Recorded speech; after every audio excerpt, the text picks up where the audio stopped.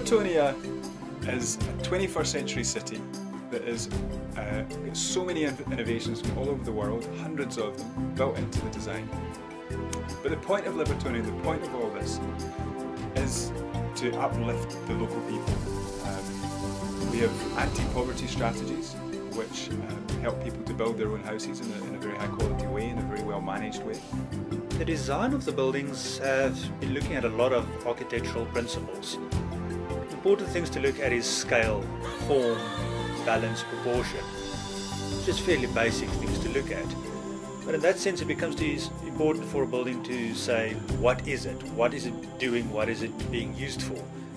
A church can't look like a warehouse. People must be able to know what they are interacting with. Well, we don't need to speculate on this. The reality is there are lots of tax-free zones around the world, or low tax zones, and tax havens in the world, which both have low tax and things like banking secrecy.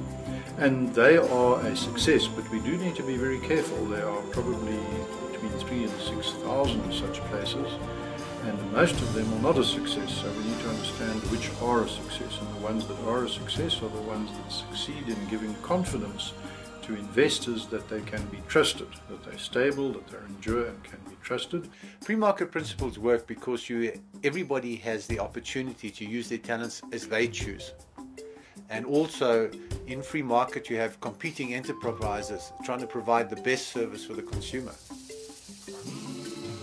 Libertonia is also designed to use less government than most cities do, so there's less bureaucracy, there's less taxes, and most things are provided. You can choose what you want to buy and sell. And the tax-free zone nature of the city also attracts lots of visitors from all over the world, which create many, many jobs. We aim to boost the tax revenues of the host nation by 50% in 5 years. The green technologies we use in the city are in two categories. The first are ones that we use on every building in Libertonia, or virtually every building. And these include things like rainwater harvesting and passive solar.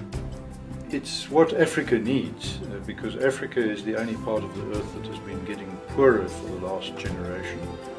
More recently, some African states have started growing, and Africa as a continent now has one of the highest growth rates in any region of the earth.